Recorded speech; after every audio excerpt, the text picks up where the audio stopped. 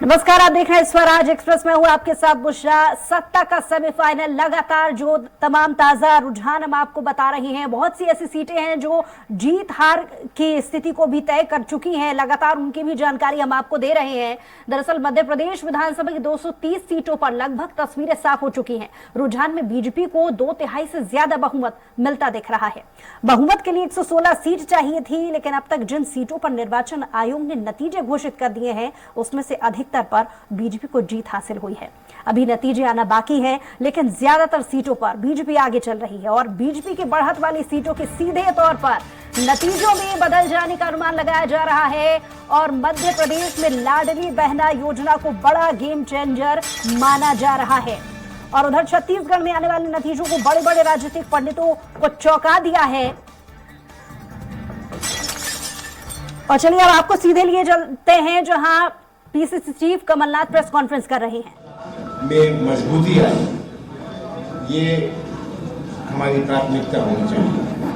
मैं भारतीय जनता पार्टी को बधाई देता हूँ और उम्मीद करता हूँ कि जिस प्रकार जनता ने पूरे समर्थन दिया है वो उस पर खड़े उतरेंगे और जनता को जो विश्वास उन्होंने जताया है भारतीय जनता पार्टी पर, वो विश्वास बड़ी जिम्मेदारी से वो निभाएंगे।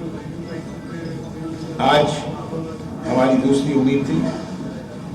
मैंने हमेशा कहा था कि मैं मध्य प्रदेश के मतदाताओं पर विश्वास करता हूँ, वो आज भी करता हूँ।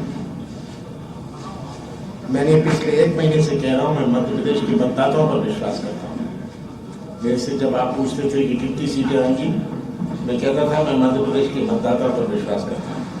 आज भी मैं विश्वास करता हूँ और मुझे ये उम्मीद है कि ये विश्वास जो मध्य प्रदेश के मतदाताओं ने भारतीय जनता पार्टी पर रखा है उनके साथ विश्वासघात नहीं होगा।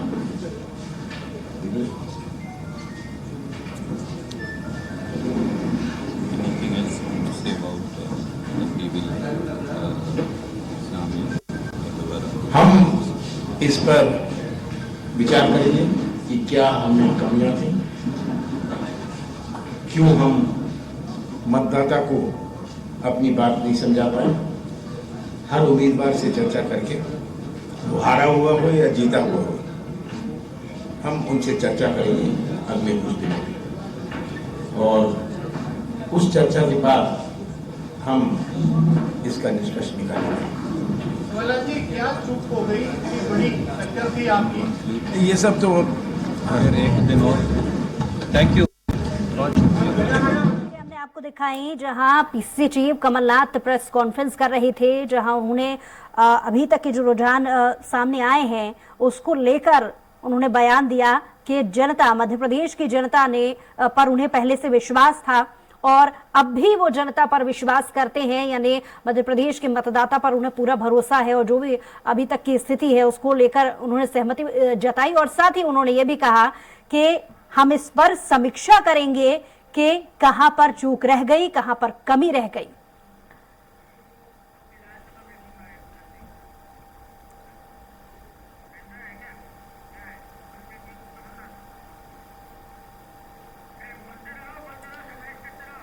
तो लगातार हम आपको जानकारी दे रहे हैं कि किस तरीके के रुझान हैं। राजस्थान, मध्य प्रदेश, तेलंगाना, सभी जगह की जो स्थितियां हैं उसको लेकर के जश्न का माहौल भी है। और चलिए इसी बीच बड़ी खबर आपको बता रहे हैं, मध्य प्रदेश में कांग्रेस की हार पर, बीजेपी की जीत पर शिवराज सिंह को बधाई दी है। मुझे आज भी मध्य प्रदेश की जनता पर भरोसा है, कांग्रेस की हार की समीक्षा की जाएगी, ये स्टेटमेंट उन्होंने दिया। तो बीजेपी की जीत पर शिवराज सिंह को बधाई उन्होंने दी। कमलनाथ ने यह बड़ा बयान दिया है। तो जैसा कि कुछ देर पहले हमने प्रेस कॉन्फ्रेंस भी दिखाई और अब हम आपको वो बड़ा स्टेटमेंट बता रहे हैं जो पीसीसी चीफ कमलनाथ ने दिया है। उन्होंने कहा है कि हार की समीक्षा करेंगे और साथ ही बीजेपी की जीत को लेकर उन्होंने बधाई भी दी है। ये बड़ी खबर आपको बता रहे हैं। तो चलिए विशेष पैनल भी हमारे साथ में मौजूद है, विशेष पैनल की ओर रुख करते हैं। हमारे साथ editor in chief Amit Jain ji भी हमारे साथ लाइव जुड़े हुए हैं और कुछ खास और मेहमान हैं, उनसे तारुफ में कराऊंगी। लेकिन पहले एक रिएक्शन अमित जैन जी आपसे चाहूंगी। बड़ा स्टेटमेंट भी हमने सुनाया, समीक्षा की बात पीसीसी चीफ कमलनाथ कह रहे हैं। देखिए, बिल्कुल, कमलनाथ ने जिस तरह से बोला कि जो भी उनकी कमियां हैं मंथन करेंगे, क्योंकि जिस तरह हार की जिम्मेदारी लेने के बाद इस तरह का बयान बिल्कुल जायज था। लेकिन एक महत्वपूर्ण बात यह है कि इस बार लाडली बहना का असर यदि मध्य प्रदेश में है, लेकिन मोदी का फैक्टर जो है यदि तीनों राज्यों में देखा जाए, तो चाहे छत्तीसगढ़ हो, राजस्थान हो, मध्य प्रदेश हो, तो कहीं ना कहीं इसमें जो सेंट्रल लीडरशिप का एक जो रोल है वो बहुत महत्वपूर्ण हो जाता है। ये बहुत देखना जरूरी है। और एक महत्वपूर्ण बात और है कि इसमें जो सीटें हैं, जो बीजेपी है, बीजेपी को भी जितनी उम्मीद थी उससे कहीं ज्यादा है, और कांग्रेस को जितनी उम्मीद थी उससे बहुत कम है। आशीष जी वरिष्ठ पत्रकार हमारे साथ हैं, और वरिष्ठ पत्रकार और एडिटर जो है हमारे साथ सुशील शर्मा जी मौजूद हैं। आशीष जी, पहला सवाल आपसे है कि क्या बीजेपी कांग्रेस दोनों की जो उम्मीदें थी उसमें बिल्कुल भी आपको लग रहा है कि कहीं भी उनको ऐसी उम्मीदें नहीं हो रही थी दोनों पार्टियों को? नहीं, बिल्कुल। ये जो जनादेश है, तमाम जो राजनीतिक विश्लेषक हैं उनकी भी उम्मीदों से थोड़ा सा परे है ये आकलन, और इसीलिए जो रिजल्ट आया है वो बीजेपी को निश्चित तौर पर चौंकाएगा, क्योंकि बीजेपी की कई लोगों से बात हुआ करती थी चुनाव के दौरान भी, तो अक्सर वो चुनाव जीतने की बातें तो जरूर करते थे, लेकिन इतनी बड़ी मेजॉरिटी की जो बात जो सामने आई है अभी, उस तरह की कहने में वो लोग भी संकोच करते थे या हिचकते थे, क्योंकि 2018 में जो चुनाव का नतीजा आया था जिसमें बीजेपी को पीछे रहना पड़ा था, और उसमें एंटी इनकम्बेंसी की जो एक झलक नजर आई थी, उसको लेकर 2023 के पहले बीजेपी में भी इस तरह इतने बड़ी जिसको ऐसी लैंडस्लाइड सी जीत जैसी जो है उसकी उम्मीद नहीं थी। तो इसलिए ये जो परिणाम आए हैं, कांग्रेस की अगर हम बात करेंगे तो कांग्रेस तो ये मान के चल रही थी कि वो चुनाव जीत रही है। कांग्रेस को ऐसा लगता था 2018 वाला जो सेंटिमेंट है जो लोगों का, उसका विस्तार हो गया है। लेकिन अब जब ये चीजें सामने आई हैं तो इससे ये लगता है कि जो लाडली बहना योजना मध्य प्रदेश सरकार ने शुरू की थी, और चुनाव के जस्ट पहले उन्होंने युवाओं के लिए कुछ योजनाएं शुरू की थी, स्किल्ड लेबर और ये वो तैयार करने की, और सस्ता गैस सिलेंडर, ये कुछ 2-3 चीजें जो ऐसी रही हैं जिन्होंने कांग्रेस की गारंटी के ऊपर जाकर के काम किया है। क्योंकि कांग्रेस गारंटी दे रही थी और उसके बाद वो देगी, उतना पब्लिक के मन में जो एक विश्वास की बात थी वो उतनी पैदा नहीं हो पाई जितनी ये डिलीवरी से हो गई इन योजनाओं की। तो इसलिए ये बड़ी जीत भाजपा की उम्मीदों से भी ज्यादा है, और कांग्रेस की तो निश्चित बहुत कम है। बिल्कुल। जैसे एक और सवाल है सुशील जी आपसे, ये कि मोदी की गारंटी की बात हो रही है कि मोदी की गारंटी पर जीते हैं, लेकिन ऐसे कई बड़े चेहरे जो उस गारंटी में भी हार गए हैं। तो एक बात, महत्वपूर्ण बात यह है कि जो मतदाता है उसने उम्मीदवारों को भी जरूर देखा है कि कौन कौन चुनाव मैदान में है, क्योंकि जिस तरह से ग्वालियर चंबल इलाके में बड़े बड़े नेता जो हैं वो हार गए हैं कांग्रेस के। नहीं, देखिए अमित जी, चूंकि ये जिस तरीके का जनादेश आया है वास्तव में बहुत ही आश्चर्यजनक है। अब इसमें अंडर करंट तो इसका मतलब रहा ही है, तभी आपको देखें इतना बम्पर जनादेश मिला है। लेकिन अगर आप चुनाव या वोटिंग के बाद का भी यदि आप एनालिसिस लगातार आप और हम सभी कर रहे थे, तब ऐसा लग रहा था कि ग्वालियर चंबल, बुंदेलखंड और विंध्य जैसे एरिया में बीजेपी को अपेक्षाकृत सफलता मिलने की गुंजाइश कम नजर आ रही थी। लेकिन यदि वहां भी इनको बम्पर जनादेश मिला है, और आप देखिए कुछ ऐसे बड़े चेहरे हैं बीजेपी के जो हार रहे हैं, लेकिन कुछ ऐसे चेहरे भी हैं जिनकी जीतने की बिल्कुल उम्मीद नहीं थी और वो इस लहर में जीत रहे हैं। तो ये दोनों ही पक्ष हैं, लेकिन इन तीनों एरियाज में विंध्य, बुंदेलखंड और ग्वालियर चंबल में बीजेपी की जीत ये बताती है कि कहीं ना कहीं मोदी की गारंटी या मोदी का चेहरा, मोदी का मैजिक अभी भी बना हुआ है। और इसको आप इस तरीके से भी देख सकते हैं कि देखिए सिर्फ मध्य प्रदेश में ही भाजपा की सरकार थी, राजस्थान और छत्तीसगढ़ में भाजपा की सरकार नहीं थी। तो ये पूरे तीनों एरिया में कहीं ना कहीं सेंट्रल का, या उसे आप मोदी मैजिक कह सकते हैं, अमित शाह की रणनीति कह सकते हैं। और इससे इतर सरकार की एंटी इनकम्बेंसी राजस्थान में उतनी नजर नहीं आ रही थी, लेकिन अगर ये पासा पलटा है तो इसमें सेंट्रल या भाजपा हाईकमान और मोदी का चेहरा बहुत काम आया। मध्य प्रदेश में जरूर अगर आप विस्तृत रूप से एनालिसिस करेंगे तो ये बात बिल्कुल आशीष जी ने सही की कि कहीं ना कहीं लाडली बहना इफेक्ट भी नजर आता है। और एक बात जो मुझे महत्वपूर्ण लगी कि बीजेपी इस चुनाव को दंभ के साथ नहीं लड़ी थी जी। जो 2018 का जो दंभ था, अब की बार 200 पार, तो ये जो दंभ था ये बीजेपी में नहीं था, बल्कि इस बार बीजेपी संगठन ने या खासकर प्रदेश अध्यक्ष ने जो रणनीति अपनाई थी वो थी कि अब की बार 51% वोट ज्यादा हासिल करने का लक्ष्य। तो ये जो है इसमें दंभ नजर नहीं आता है। लेकिन 200 पार में कहा कि जिस तरह से जो वोटिंग परसेंटेज बढ़ाने की बात है, बूथ मैनेजमेंट की बात है, या एक एक बूथ पर उनकी नजर किस तरह से बीजेपी ने की है, या एक बूथ मैनेजमेंट जिसको बोलते हैं, जो पार्टी ने किया है, बार बार ये कहती रही है कि 2 महीने पहले तक यदि वो चुनाव मैदान में यदि कंपटीशन में नहीं थे और बाद में आ गए हैं तो जरूर सेंट्रल लीडरशिप का काम है। एक महत्वपूर्ण सवाल आशीष जी कि जिस तरह से कांग्रेस ने बहुत समय पर जिस तरह से तीनों बड़े नेताओं ने जो अपनी जिम्मेदारी लेते हुए कुछ कहा कि भाई अब वो अपनी चिंतन करेंगे, क्या लगता है कि सिर्फ इसी बात करने से ही आगे के चुनाव भी जीते जाएंगे? बिल्कुल, आपको क्या लगता है? देखिए, मुझे इसमें कांग्रेस जो है अपनी गलतियों से सबक नहीं लेती। कांग्रेस की सबसे बड़ी समस्या ये होती है, और इसीलिए जो है अभी जो बात कही है वो एक रस्मी बात है, रस्मी एक बात है कि एक रस्म होती है, हमने कह दिया। उसका सही आकलन जिस वक्त होगा, और वो यदि वो सही आकलन हो गया और उस आकलन के निष्कर्षों पर यदि कांग्रेस ने काम कर लिया तो फिर कांग्रेस हारेगी भी नहीं। क्योंकि बहुत सारी बातें ऐसी होती हैं जो पार्टी के जो बड़े नेताओं के ऊपर कोई जिम्मेदारी आती है तो छोटों पर डालते हैं। ये एक बहुत सामान्य सी वहाँ की परिस्थितियाँ हैं। चलिए, इसी बीच अपने दर्शकों को बड़ी खबर बता रहे हैं। शिवराज सिंह चौहान बुधनी से चुनाव जीत गए हैं। 1,04,974 वोट से सीएम शिवराज चुनाव जीते हैं। शिवराज सिंह चौहान ने कांग्रेस प्रत्याशी विक्रम मस्तान को मात दी है। तो इस वक्त की बड़ी खबर आपको बता रहे हैं। हाई प्रोफाइल सीट मुख्यमंत्री मध्य प्रदेश के वो जीत हासिल कर चुके हैं। कांग्रेस प्रत्याशी विक्रम मस्तान को उन्होंने मात दी। हालांकि बड़े बड़े दावे किए जा रहे थे कांग्रेस की तरफ से भी कि कड़ी शिकस्त देने में इस बार कांग्रेस का प्रत्याशी मैदान में उतरा है और जीत हासिल होगी, लेकिन ऐसा कुछ हुआ नहीं।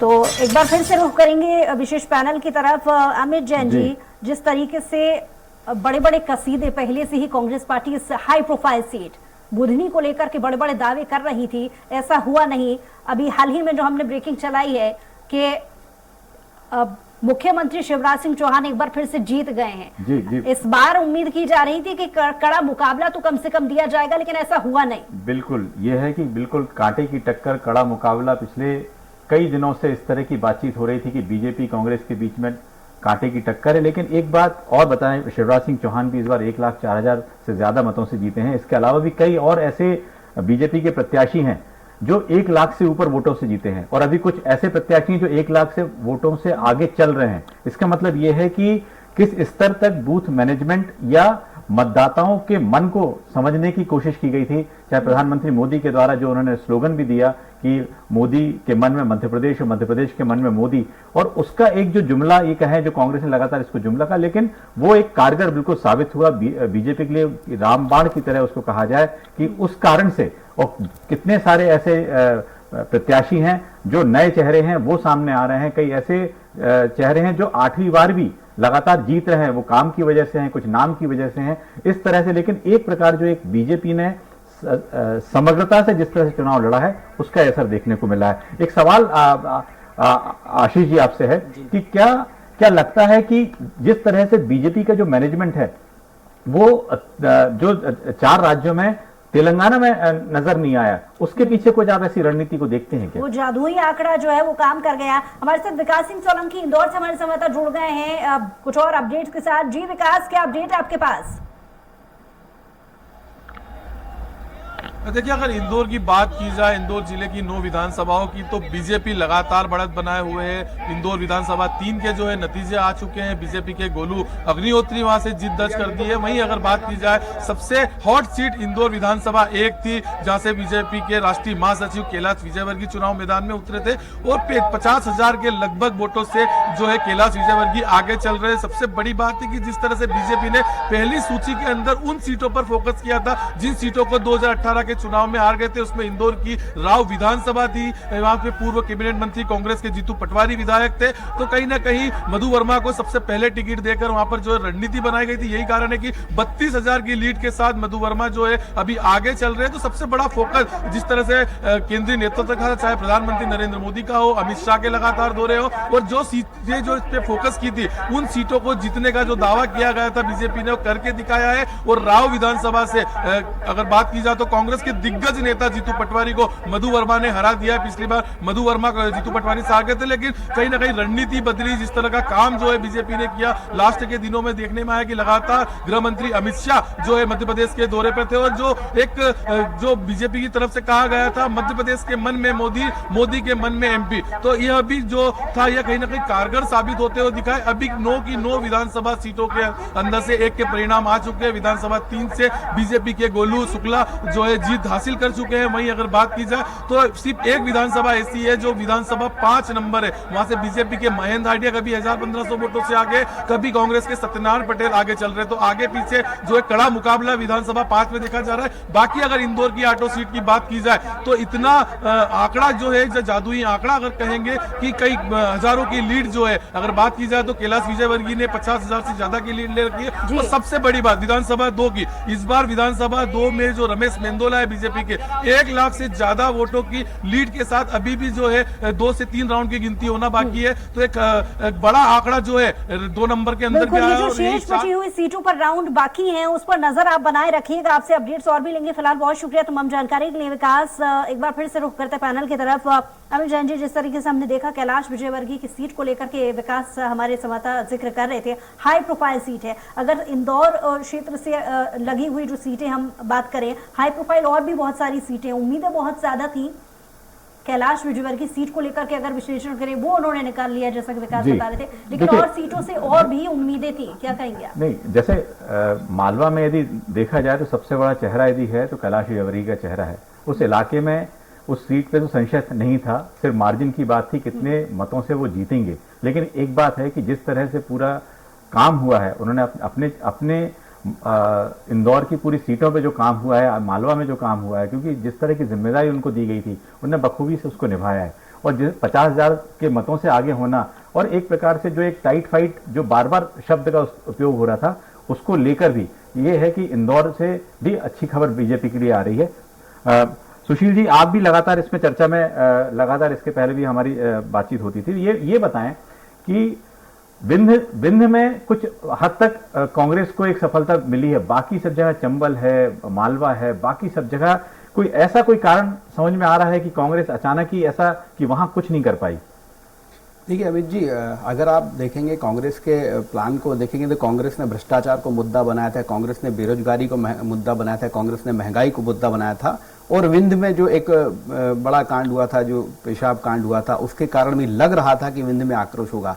लेकिन आप अगर परिणाम देखेंगे तो मुझे नहीं लगता कि विंध्य में बीजेपी को बहुत ज़्यादा नुकसान हुआ, बल्कि जिस तरीके की हम नुकसान की अपेक्षा कर रहे थे या हम आकलन कर रहे थे कि बीजेपी वहाँ 26 सीटें पिछली बार जीत के आई थी तो उसमें से कितनी माइनस होगी, तो मुझे नहीं लगता कि बहुत ज़्यादा नुकसान में है। बस ये है कि कांग्रेस के 2 एक बड़े चेहरे जीत के आ रहे हैं, लेकिन बाकी जगह जो है, बाकी विंध्य में बीजेपी का जादू चला है। तो ये समझना यही होगा कि आखिर इस पूरे 6 रीजन में ऐसा क्या हुआ कि एक साथ एक ऐसी लहर चली जिसने कांग्रेस को 2013 के हालात में पहुंचा दिया। 2013 में यदि आप ध्यान देंगे मेरे ख्याल से 165 या 167 सीटें ही उस समय बीजेपी को आई थी। तो ये बिल्कुल वही का वही चुनाव 2023 में 10 साल बाद वही चीजें रिपीट हुई हैं। तो ये एक बहुत महत्वपूर्ण बीजेपी के लिए बहुत बड़ी जो है ये जीत मानी जाएगी, वो भी तब जब इस तरीके का माहौल लग रहा था कि कांग्रेस परसेप्शन में, तो आप हमने सबने ही देखा था परसेप्शन में कांग्रेस बहुत आगे लग रही थी, लेकिन जमीनी शायद चीजें कांग्रेस नहीं पकड़ पाई, या फिर ये हो सकता है कि कांग्रेस ने ये मान लिया था कि ये चुनाव जनता वर्सेस बीजेपी का है।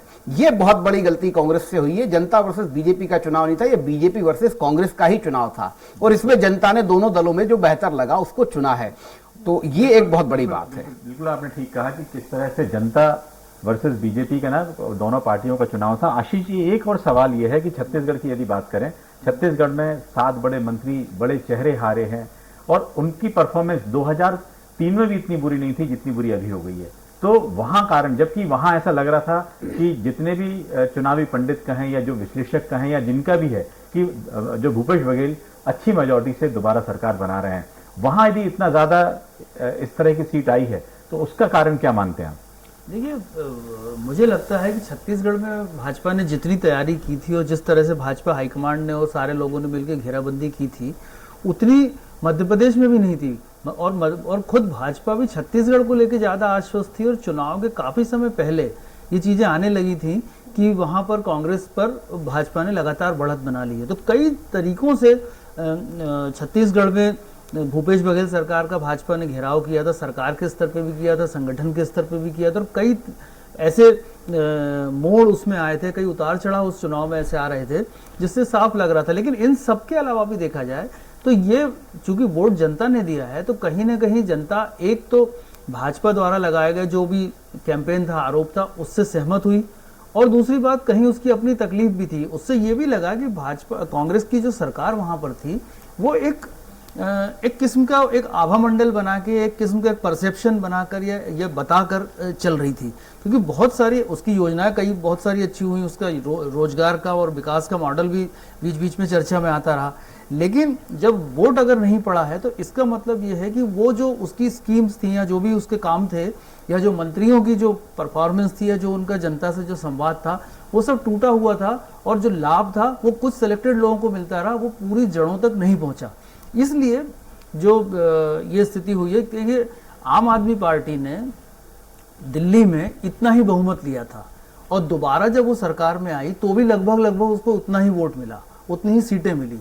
तो ऐसी ही स्थिति छत्तीसगढ़ में थी कि एक बहुत बड़ी मेजॉरिटी के साथ भूपेश बघेल सरकार आई थी, तो वो अगर उसको कायम नहीं रख पाई तो इसका मतलब है कि जो उनका डिलीवरी सिस्टम था सरकार का वो कहीं ना कहीं कमजोर था, और भाजपा का जो हमला था या भाजपा की जो घेराबंदी थी वो बहुत सटीक थी, मजबूत थी। क्योंकि देखा जाए तो आदिवासी इलाकों में बस्तर और सरगुजा दोनों जगह पर बदलाव हुआ है। जहां पर उनको लगभग पूरी सीटें थी, वहां पर इनको सबसे ज्यादा नुकसान हुआ है कांग्रेस को। इसका मतलब डिलीवरेबल्स हैं वो पूरे वहां नहीं पहुंचे, जो धान और किसान की बात थी वो भी नहीं पहुंची, और जो व्यापारी वर्ग की या बड़े शहरों की बात करनी थी वहां तक भी वो योजनाएं या वो उनकी सरकार की जो योजनाएं थी वो वहां तक नहीं पहुंची। सुशील जी, एक बात और जो आ रही है सामने कि लगातार इतनी बड़ी जीत, और अभी भी जो आंकड़ा है बढ़ते हुए ही दिख रहा है, करीब 162 से 166 तक मध्य प्रदेश में पहुंच गए हैं।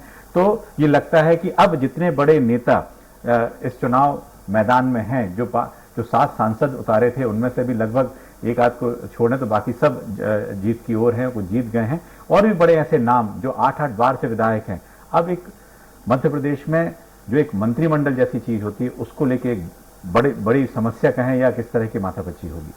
हाँ बिल्कुल अमित जी, अब जो बीजेपी की दूसरी बड़ी चिंता है या हम लोगों के लिए, जर्नलिस्टों के लिए सबसे बड़ा वो है कि आखिर मुख्यमंत्री और मंत्रिमंडल कैसे होगा, क्योंकि ये तो वरिष्ठों की सरकार होने वाली है। इसमें सांसद भी जीत के आए हैं, पुराने मंत्री भी जो गोपाल भार्गव जैसे वरिष्ठ सीनियर, जयंत मलैया जैसे सीनियर जो नेता है वो भी जीत के आए हैं। तो ये मंत्रिमंडल जो है का चयन जो है बहुत बड़ी चुनौती होगी। तो इस पर जो है किसको स्थान मिलता है, क्या इसमें वरिष्ठों को स्थान? आपको हमारे साथ सीधे अपने दर्शकों लिए जाते हैं कांग्रेस के प्रत्याशी और संजय उसके अलावा उनकी महिलाओं से वोट से मैं हारा हूं, इसका मतलब कहीं ना कहीं कुछ गड़बड़ी हुई है, क्योंकि जिसका परिवार का मुखिया मुझे वोट दे रहा है तो उनके घर की महिलाएं मुझे क्यों नहीं वोट देंगी? ये सबसे बड़ी सोचने वाली बात है। क्या लगता है, बहुत काफी नतीजा, पिछली बार आप चुनाव जीते थे, क्या लाडली बहना इस बार इफेक्ट करा? क्योंकि मध्य प्रदेश के जो नतीजे आए हैं, लाडली बहना योजना बीजेपी की कारगर साबित हुई।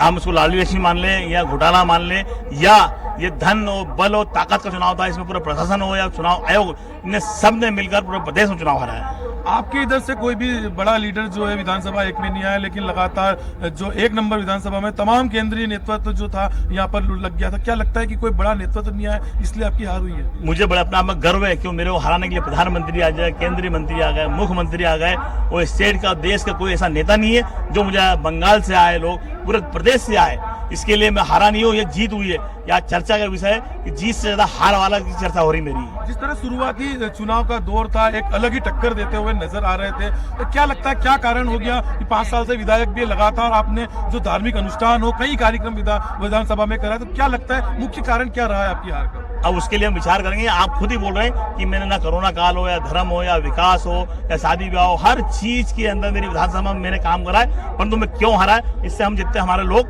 हम कल बैठ के विचार करेंगे कि हम क्यों हारे, और हार के आगे कल से वापस तैयारी चालू करेंगे। 5 साल बाद हमको वापस चुनाव लड़ना है। कैलाश जी को क्या कहना चाहेंगे? कैलाश जी ने एक बात कही थी कि चुनाव जीतेंगे तो नशाखोर मुक्त जो विधानसभा बना देंगे। मैं कैलाश जी से निवेदन करना चाहता हूँ, जो उनने वादा करा 20 साल में वो महापौर भी रहे, मंत्री भी रहे, वो 20 साल में उनकी सरकार भी रही, केंद्र में भी रहे, सब दूर रहे, 20 साल में विकास नहीं हुआ, तो मैं उनको चैलेंज देता हूँ कि 5 साल में विधानसभा का एक में जितने भी अवैध कानून को वैध होना चाहिए। पूरी विधानसभा के अंदर जो पानी की दिक्कत है वो दूर होना चाहिए। जो ड्रेनेज सड़क नहीं बनी है, उन्होंने बोला कि मैं यहाँ इसको इंदौर का सबसे अच्छे विधानसभा बना के दिखाऊंगा। और इंदौर शहर में जो नशाखोरी हो रही विधानसभा एक के अंदर उनकी सरकार में हो रही थी, अब वो सबको बड़ा चैलेंज है वो बंद। तो चलिए अब रुख कर लेते हैं ग्वालियर की ओर। हमारे संवाददाता विनोद जुड़ गए हमारे साथ। जी विनोद, क्या अपडेट्स आपके पास? बिल्कुल, देखिए ग्वालियर की 6 विधानसभा सीट में 2 विधानसभा सीट पूरी तरीके से उनका रिजल्ट आ चुका है। इसमें प्रदेश के ऊर्जा मंत्री प्रद्युम्न सिंह तोमर 19,000 के वोटों से लगभग जीत चुके हैं। इसके साथ ही मोहन सिंह राठौर ने भी तकरीबन 23,000 की करीब वोटों से जीत दर्ज की है। इसके साथ डबरा और जो ग्रामीण विधानसभा सीट है वह अभी काउंटिंग चल रही है और वहां पर अभी जो है वो फाइट लगातार जारी है। 300-200 वोटों से कभी कोई आगे हो जाता है, कभी कोई पीछे हो जाता है। और ग्वालियर दक्षिण में जो स्थिति बनी हुई है कि अभी 7,000 से ज्यादा बढ़त बनाई हुई है। नारायण सिंह कुशवाहा पूर्व मंत्री है। इसके अलावा सतीश सिकरवार ने भी अच्छी जीत दर्ज की है, उन्होंने माया सिंह को हराया है। तो 3 जो सीटें हैं उन पर लगभग जीत है हो गई है और 3 सीटों पर अभी मामला रुका हुआ है। खास करके जो जीत और हार का जो मार्जिन होगा यहाँ पर तकरीबन 1,000-1,500 से ज्यादा नहीं होगा, जिसमें ग्वालियर डबरा है, ग्वालियर ग्रामीण है और इसके अलावा जो ग्वालियर दक्षिण है वहां पर जरूर मार्जिन ज्यादा हो सकता है, क्योंकि अभी 71,000 जो अभी 7,000 की जिस तरह से लीड बनाए हुए हैं नारायण सिंह कुशवाहा। और अभी एक अवाड़पुरा इलाका है जो कि मुस्लिम बहुल इलाका है, वहां की पूरा दामोदार है। सीटों जो पोलिंग बूथ है उनकी ईवीएम मशीन जब खुलेगी तब ये साफ हो जाएगा कि किसके खाते में कितनी मत गए हैं। उसके बाद ये सब कुछ स्पष्ट हो जाएगा। तो एक ऐसा चुनाव है, ऐसा चुनाव हमने इस बार देखा है कि बड़े बड़े दिग्गज इस चुनाव में पटकनी खाते हुए देख नजर आए। डॉक्टर गोविंद सिंह जो अपने आप में एक बड़ा नाम है और हमेशा लाहौर से चुनाव जीतते रहे हैं, वो इस चुनाव में अब हार चुके हैं। वही नरोत्तम मिश्रा है, उनकी भी अभी सीट अटकी हुई है, वहां भी फाइट चल रही है और काफी पीछे चल रहे हैं। इसके साथ ही हालांकि दिल्ली में नरेंद्र सिंह तोमर जीत चुके हैं, लेकिन जोड़ा में पंकज उपाध्याय ने अच्छी जीत दर्ज की है। तो इस तरह से जो चुनाव हुआ है 2023 का चुनाव, ये काफी उलटफेर वाला चुनाव देखने को मिला है। 2018 में जिस तरह से कांग्रेस को एक अच्छी खासी बढ़त मिली थी, एक जीत मिली थी ग्वालियर चंबल संभाग से, वही अब सब कुछ भारतीय जनता पार्टी में देखने को मिल रहा है। साथ ही लाखन सिंह जैसे एक कद्दावर नेता है जो कि भितरवार से उनको पहली बार में ही मोहन सिंह राठौर ने उनको चुनाव हरा दिया। तो ये जो उलटफेर हुआ है, चाहे वो लाखन सिंह हो या फिर माया सिंह हो या फिर डॉक्टर गोविंद सिंह हो जो ग्वालियर चंबल अंचल के कद्दावर नेता है, उसको लेकर लोगों में अब इस बात को भी सोचने पर मजबूर हो गए, क्या इस तरह से भी हराया जा सकता है। एक आश्चर्यजनक जो परिणाम है वो निकल के लगातार सामने आती है। विनोद, एक सवाल और ये है कि कहाँ उस इलाके में ये माना जा रहा था कि बसपा सपा का भी एक जो वोटर है या वहाँ उम्मीदवार थे जो इधर पार्टी छोड़ के दूसरी पार्टी में बसपा सपा में गए थे, उसका एक असर देखने को मिलेगा। कई सीटें ऐसी आएंगी जो निर्णायक होंगी सरकार बनाने में। क्या ऐसा बिल्कुल समझ में नहीं आया यहाँ पर? बिल्कुल नहीं। देखिए, बहुजन समाज पार्टी ने नुकसान जरूर किया है। इसका कारण है कि दिल्ली में जहां बहुजन समाज पार्टी दूसरे नंबर पे रही है तो वहां तीसरे नंबर पर कांग्रेस रही। इसके साथ लाहौर में जब रसाल सिंह ने बगावत करके चुनाव लड़ लिया है तो उससे गोविंद सिंह को सीधा सीधा नुकसान हुआ। हालांकि रसाल सिंह भारतीय जनता पार्टी के कद्दावर नेता थे और रोहन से विधायक भी रहते थे, लेकिन उन्होंने लाहौर से बगावत करके चुनाव लड़ा और उसके बाद गोविंद सिंह को इसका पूरा नुकसान उठाना पड़ा कि दोनों ही क्षत्रिय समाज से आते थे, जिसका सीधा सीधा फायदा गुड्डू और अमरीश को मिला। इसके साथ ही सुमावली में भी यही हाल हुआ कि सुमावली में जब कुलदीप ने बहुजन समाज पार्टी से चुनाव लड़ा तो वहां कांग्रेस का पूरी तरीके से गणित बिगड़ गया। तो जो हालत है बहुजन समाज पार्टी ने कुछ सीटों पर जाकर प्रभावित किया है, लेकिन ग्वालियर जिले की अगर हम बात करें तो यहाँ बहुजन समाज पार्टी ने बहुत कुछ प्रभावित नहीं कर रही है। यहाँ सीधे सीधे जो पार्टी की टक्कर रही है वो भारतीय जनता पार्टी और कांग्रेस के बीच में रही है और दोनों ही दलों के बीच में चुनावी टक्कर रही है। ये अलग बात है कि बहुजन समाज पार्टी ने कुछ जगह पर वोट प्रतिशत जरूर उनका बढ़ा लेकिन वो ज्यादा प्रभावित नहीं कर पाए। 2018 के मुकाबले उनका वोट जरूर ज्यादा आया है, ऐसा देखने को मिल रहा है। अभी 3 ऐसी विधानसभा सीट है जहाँ पर रिजल्ट आना बहुत बाकी शुक्रिया है। तमाम जानकारी इसमें के लिए। डबल आप नजर बनाए रखिए, आपसे अपडेट्स और भी लेंगे। फिलहाल बहुत शुक्रिया। तो अमित जैन जी, जिस तरीके से पूरा सिनेरियो हमने अगर सिर्फ ग्वालियर चंबल क्षेत्र की अगर बात की जाए, विनोद भी बता रहे थे बहुत सारी ऐसी सीटें हैं, बीजेपी ने बहुत अच्छे तरीके से उसे कवर अप किया है, बढ़त बनाई है और अच्छी स्थिति में नजर आ रही है। सवाल ये उठ रहा था, मुझे एक स्टेटमेंट यहाँ पर आ रहा है जिसे मैं कोट करना चाहूंगी। कहा यह जा रहा था कांग्रेस की तरफ से कि जितनी भी गंदगी है कांग्रेस की वो हमने बीजेपी में, ये दिग्विजय सिंह जी का स्टेटमेंट था, उन्होंने कहा था कि हमने नहीं, जितनी लेकिन जी बुशरा, इसमें क्या हुआ है कि जिस तरह से जो पहले ज्योतिरादित्य सिंधिया के जितने भी लोग यहाँ पर बीजेपी ज्वाइन किया था, तो इस बार उम्मीद की जा रही थी कि एक प्रकार से नुकसान यदि होगा तो बीजेपी को चंबल इलाके में, पूरे इलाके में जितनी सीटें हैं 34 सीटें हैं उन पर होगा, क्योंकि इसके पहले जो नगरीय निकाय के चुनाव हुए थे उसमें भी कांग्रेस को कुछ हद तक सफलता वहां मिली थी, एक वो भी कयास लगाया जा रहा था। लेकिन उस आधार पर क्योंकि मैदान में, क्योंकि इस बार चुनाव में जो देखने में बात आई है कि आप उम्मीदवार का चयन या किस तरह से आपका बूथ मैनेजमेंट हो, या जनता ये भी देख रही है कि आपके क्या वादे हैं, क्या दावे हैं, और बहुत सारी ऐसी बातें थी कि एक फैक्टर नहीं है, लाडली बहना का फैक्टर के अलावा भी कई फैक्टर हैं जो प्रत्येक प्रत्याशी के हिसाब से है। क्योंकि ये सवाल जो है आशीष जी आपसे भी पूछेंगे कि जो मेरे मन में है कि एक फैक्टर अकेला नहीं हो सकता, यदि सिर्फ एक ही फैक्टर होता तो कई बार दिग्गज नेता भी नहीं हारते। एक जगह नरोत्तम मिश्रा पीछे चल रहे हैं, कहीं दूसरे बड़े नेता पीछे चल रहे हैं, तो लगता है कहीं कि कई बार होता है कि प्रत्याशी का चयन कई जगह भी जीत दिला सकता है यदि उसको अच्छे से किया जाए तो। हाँ बिल्कुल, ये तो है ही, क्योंकि जनता जब वोट देती है तो वो प्रत्याशी, सबसे पहले वो प्रत्याशी देखती है, क्योंकि ये चुनाव तो प्रत्याशियों के लिए होता है और वो सब मिलकर ही सीएम बनाते हैं, तो ये पहली सीढ़ी वो होता है। तो यदि पहली सीढ़ी पे ही यदि जनता को थोड़ा सा भी यदि उसका तालमेल उससे नहीं बनता या उसकी छवि अच्छी नहीं मिलती तो वहीं से पतन शुरू होता है। अगर भाजपा के जो कुछ बड़े नेता स्ट्रगल कर रहे हैं तो उसकी कुछ वजह भी है, वो स्थानीय कारण भी है, उनके कुछ की छवि की वजह से है, कुछ के स्थानीय कारण है। और कई बार ऐसा हुआ कि कोई प्रत्याशी को सिंपैथी मिली, अगर कोई प्रत्याशी आगे है किसी स्थापित चेहरे से, तो वो इसलिए कि उसके कई साल के संघर्ष को भी जनता ने नोटिस किया है और उसको उसका इनाम दिया है। तो ये इस तरह से भी कई बार चुनाव में होता है, लेकिन ये क्योंकि जब कोई बहुत बड़ी लहर चलती है तो इस तरह के उदाहरण कम होते हैं, लेकिन फिर भी इस चुनाव में हमें मिल रहे हैं ये उदाहरण। गोविंद सिंह का हारना, नरोत्तम सिंह का पीछे रहना, नरेंद्र तोमर अपने दर्शकों को बड़ी खबर बता रहे हैं बीजेपी की जीत पर। तो प्रधानमंत्री नरेंद्र मोदी ने ट्वीट किया है, हम जनता जनार्दन को नमन करते हैं। ये ट्वीट प्रधानमंत्री ने किया है। छत्तीसगढ़, राजस्थान और मध्य प्रदेश की जनता का आभार उन्होंने प्रकट किया। मैं इन राज्यों में जिस तरीके के आंकड़े आए हैं उसको लेकर के ट्वीट किया है प्रधानमंत्री ने। बड़ी खबर बीजेपी की जीत पर प्रधानमंत्री का ट्वीट, हम जनता जनार्दन को नमन करते हैं, ये लिखा उन्होंने। छत्तीसगढ़, राजस्थान और मध्य प्रदेश की जनता सुशासन की राजनीति के साथ है। मैं इन राज्यों के लोगों को उनके अटूट समर्थन के लिए धन्यवाद करता हूं। तो ये ट्वीट प्रधानमंत्री नरेंद्र मोदी ने किया है। इस वक्त की बड़ी खबर आपको बता रहे हैं। तो एक बार फिर से पैनल की ओर रुख करेंगे। प्रधानमंत्री ने भी ट्वीट कर दिया है, जनता जनार्दन का आभार प्रकट किया है। बिल्कुल, प्रधानमंत्री की बिल्कुल ये कहा कि मोदी की गारंटी है, उस पर ही 5 राज्यों में चुनाव लड़ा गया था। और ये कहा जाए कि जो एक बड़ी जीत है, जो जीत पहले 2 और 2 अभी समझ में आ रही थी कि आज के जो परिणाम आने वाले थे, लग रहा था कि छत्तीसगढ़ और तेलंगाना में कांग्रेस के बहुमत में रहेगी, लेकिन ऐसा हुआ नहीं। 3-1 से कहा जाए बीजेपी को जीत मिली है, तो एक बड़ी जीत बीजेपी के लिए है। लेकिन एक बहुत सवाल सुशील जी, कि क्या मध्य प्रदेश में पिछले 20 साल से लगातार देखा जाए तो 4 बार से बीजेपी है, बस 1.5 साल का या 1.25 साल का वो वक्त कांग्रेस के पास था। तो एक गुजरात मॉडल पे जिस पर चर्चा होनी चाहिए, क्या मध्य प्रदेश भी एक मॉडल के रूप में तैयार हो पाएगा जहां एंटी इनकम्बेंसी भी नहीं रह पाई?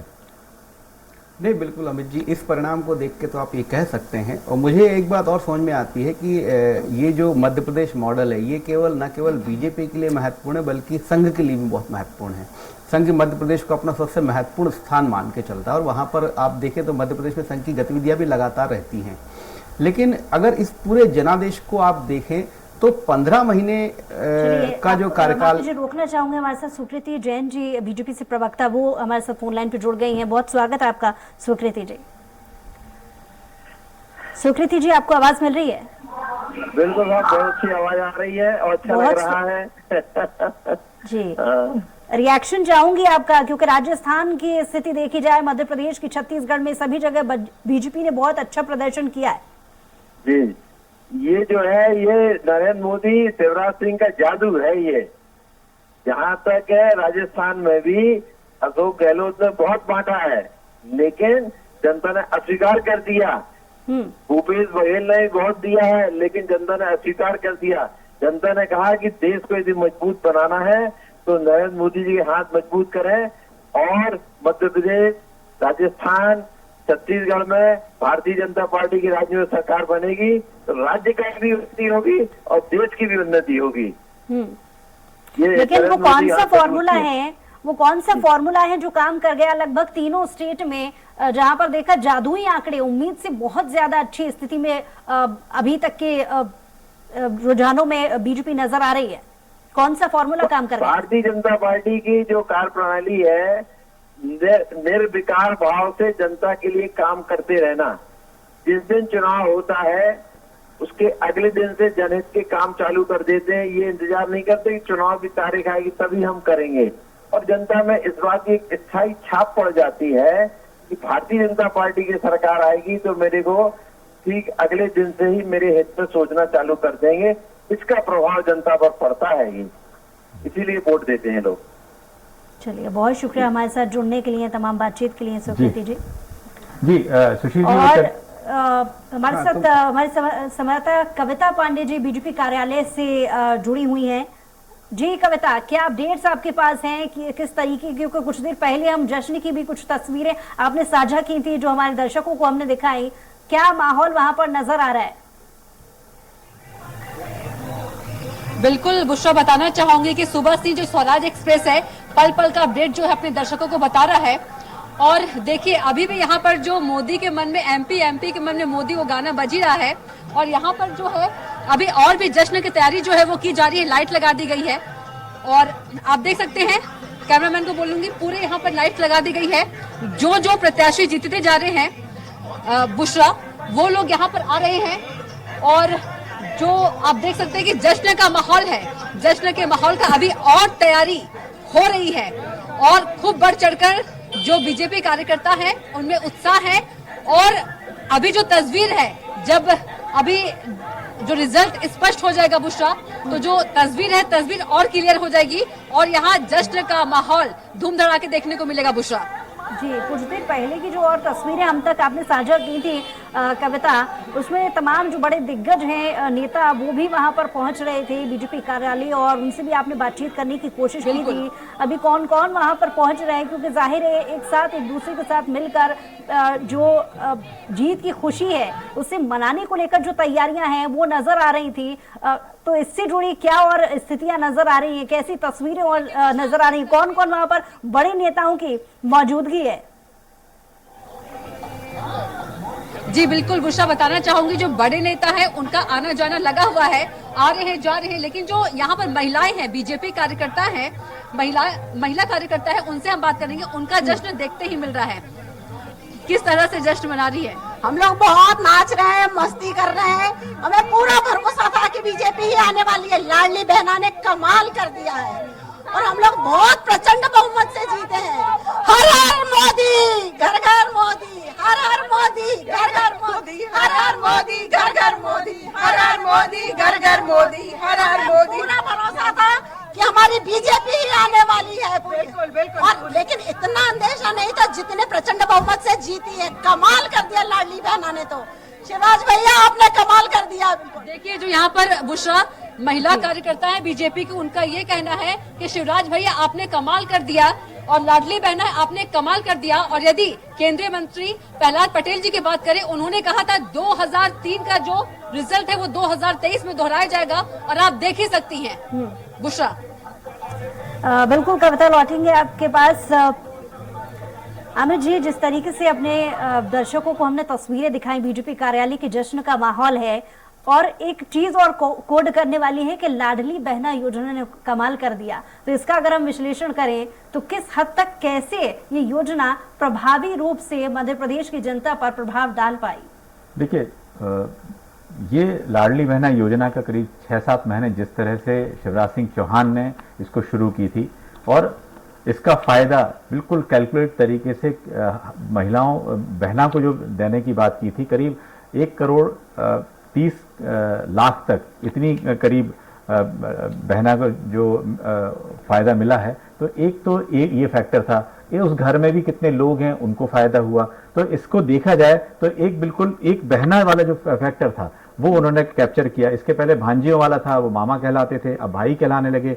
तो इस तरह से उन्होंने अपना एक रिश्ते से सबको तैयार किया, बहन है, भाई हैं, भांजे भांजी हैं। और इस तरह से अभी वो कह रहे हैं कि भांजियों को भी धन्यवाद दे रहे थे, अभी मैं उनकी बाइट सुन रहा था। तो उन्होंने क्या है, एक परिवार का हिस्सा, अपने आप को एक परिवार के हिस्से के रूप में बनाया। लेकिन सुशील जी, एक जो हम लोग बात कर रहे थे कि किस तरह से जो मध्य प्रदेश का मॉडल है वो दूसरे राज्यों में क्या लागू किया जाएगा। जैसे लोग गुजरात मॉडल की बात करते हैं कि विकास की नहीं, कम से कम चुनाव जीतने की। देखिए अमित जी, अगर मध्य प्रदेश मॉडल की बात करें तो इसमें आपको थोड़ा सा चेंज मिला होगा इस बार चुनाव में। और जैसा कि कविता ने भी बताया वहां पर कि वहां पर सिर्फ एमपी के मन में मोदी और मोदी के मन में एमपी। तो ये पूरी थीम चेंज हो रही है। ये थीम न केवल मध्य प्रदेश में चेंज हुई है, ये थीम राजस्थान में भी चेंज हुई, ये थीम जो है छत्तीसगढ़ में भी चेंज हुई है। तो मॉडल कोई भी हो, उसका नेतृत्व केंद्रीय हाईकमान करेगा, उसका नेतृत्व प्रधानमंत्री नरेंद्र मोदी करेंगे। तो जो मॉडल जो है वो गुजरात मॉडल मध्य प्रदेश में है, वो गुजरात मॉडल की अपेक्षा छत्तीसगढ़ में की जा रही है। तो मॉडल मध्य प्रदेश से ज्यादा मुझे लगता है मोदी मॉडल फोकस हो रहा है, मोदी मॉडल पे फोकस किया जा रहा है। ये तो एक बात हो गई। दूसरी बात देखिए, ये जो बीजेपी की महिला कार्यकर्ता ने बोला वो बहुत सही बोला, हमको भी अपेक्षा नहीं थी कि इतना अच्छा मैंडेट हमें मिलेगा। और तीसरी महत्वपूर्ण बात, मुझे लगता है कि हम बार बार लाडली बहना को क्रेडिट जाता है, लेकिन हम ये 1,000 रुपए 1,200 रुपए ये वोट का ये जो तरीका है, ये महिला, मुझे लगता है ये कहीं ना कहीं महिलाओं के साथ अन्याय कर रहे हैं। भाजपा के साथ उनका भावनात्मक जुड़ाव हो सकता है, भाजपा के साथ उनका पारिवारिक जुड़ाव हो सकता है, भाजपा के साथ उनकी वैचारिक भावना जुड़ी हो सकती है, लेकिन केवल एक योजना ही पूरा चेंज कर दे, वो थोड़ा सा मुझे लगता है कहीं ना कहीं हम उस एनालिसिस में थोड़ा सा अन्याय करते नजर आ रहे हैं। जी बिल्कुल, जैसा आपने कहा कि इसमें कई सारे फैक्टर, जीत के बहुत सारे फैक्टर हो सकते हैं, लाडली बहना उनमें से एक है और बड़ा फैक्टर है, क्योंकि उसमें मोदी ने भी इसका जिक्र किया था अपने रैली में और उसको देखकर छत्तीसगढ़ में भी इस तरह की योजनाएं लागू करने की बात की गई थी। तो एक सवाल यह है आशीष जी, लगातार इस मंथन लोग 2003 का जिक्र करने लगे हैं, जब उस समय जिस सरकार लगातार बीजेपी ने एक बड़ी धूमधाम से, बल्कि बम्पर जीत वहां उस समय 170-172 सीट के आसपास उस समय जीत दर्ज की थी और आज भी करीब 166 तक पहुंच गए हैं। तो जिस तरह केंद्रीय नेतृत्व में जो प्रहलाद पटेल भी उस बात को कह रहे हैं, तो लगता है कि इस तरह की जीत 2024 के लिए ये बिल्कुल अपेक्षित है, ये उनको चाह रहे थे इस तरह की जीत होगी, तो 2024 की राह बहुत आसान हो जाएगी केंद्रीय नेतृत्व की। बिल्कुल निश्चित है, केंद्रीय नेतृत्व भी इस चुनाव में जो है, तीनों चुनाव में, 3 राज्यों के चुनाव में खास तौर पे कसौटी पे था।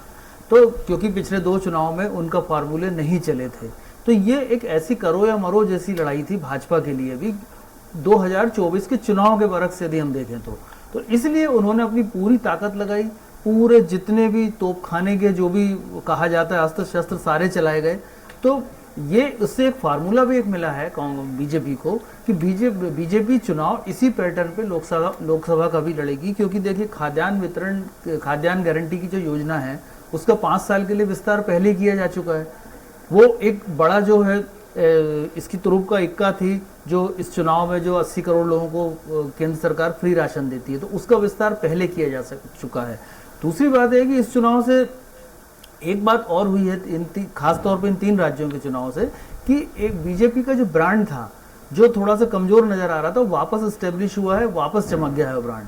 तो ये जो अगला जो चुनाव होगा, भाजपा जो चुनाव लड़ेगी वो इसी तरह की जीत के साथ और इसी मनोवैज्ञानिक बढ़त के साथ चलेगी। वो कांग्रेस पर उसने एक मनोवैज्ञानिक बढ़त ऐसे वक्त में बना ली है कि जब इसके बाद सीधे लोकसभा का ही चुनाव है। अगर कांग्रेस यहाँ पे दो राज्य या 3 राज्य जीत लेती है, कमांडिंग पोजीशन पे भी होती, तो उसके पास बहुत एक चुनाव लड़ने के लिए उसके पास एक नैतिक या बल होता और कार्यकर्ताओं का भी उत्साह उसके साथ जुड़ जाता। तो भाजपा के साथ ये दोनों चीजें जुड़ी हैं और कांग्रेस के साथ दोनों चीजें कम हो गई है। तो 2024 का चुनाव जो है अब इस स्थिति में बहुत कठिन होगा, खास तौर पे कांग्रेस के लिए, क्योंकि जो उसके अलायंस जो पार्टनर हैं, खास तौर पे समाजवादी पार्टी जो मध्य प्रदेश में वहां पर उसकी वैसे ही विवाद हो चुका है सीटों को लेकर के, तो वो अब उनको आगे भी दिक्कत देगी और जिसका फायदा बीजेपी और उनका पूरा जो अलायंस है उठाएगा। चलिए एक बार फिर से रुक करते हैं कविता की ओर। कविता हमारी सहयोगी लगातार बनी हुई है बीजेपी कार्यालय के बाहर, तमाम जो बीजेपी कार्यकर्ता हैं वो खड़े हुए हैं और जश्न मना रहे हैं। जी कविता, क्या कुछ और तस्वीरें निकल करके सामने आई हैं, किस तरीके से जश्न की तैयारी? बिल्कुल बुशरा, देखिए यहाँ पर हमारे साथ जो महिलाएं हैं जिनसे हम बात कर रहे थे वो फिर यहाँ पर नजर आ रही हैं। जी हाँ जी, हमें तो पूरा भरोसा था कि बीजेपी ही आने वाली है, क्योंकि लाडली बहना ने कमाल कर दिया। जो हमारे शिवराज भैया ने लाडली बहना लेके आए, ये कमाल का है। सारी बहनें अपने भाई के लिए पूरी तन मन धन से लग गई थी प्रचार करने के लिए, और हमें पूरी तरह से क्या कांग्रेस तो योजना बनाती है, तोड़ देती है, लेकिन हमारे शिवराज भैया ऐसा नहीं करते। हमारे मोदी जी जो वादा करते हैं वो निभाते हैं। ये बात लोगों के दिल में घर कर गई थी, इसीलिए इस बार बीजेपी प्रचंड बहुमत से आई है। हर हर मोदी, घर घर मोदी, हर हर मोदी, घर घर मोदी। तो क्या आप लोगों के अनुसार जो लाडली बहना है गेम चेंजर साबित हुई? बिल्कुल बिल्कुल, सारा गेम चेंज जो है ना लाडली बहना ने किया, हिंदुत्व ने किया और मोदी जी ने किया। तो देखिए बुशरा, जो यहाँ पर बीजेपी महिला कार्यकर्ता है वो ये बोल रही है कि जो गेम चेंजर है वो लाडली बहना जो है वो रही और मोदी जी भी रही, दोनों को क्रेडिट देते हुए नजर आ रही है बीजेपी महिला कार्यकर्ता। ठीक है कविता, लौटेंगे आपके पास।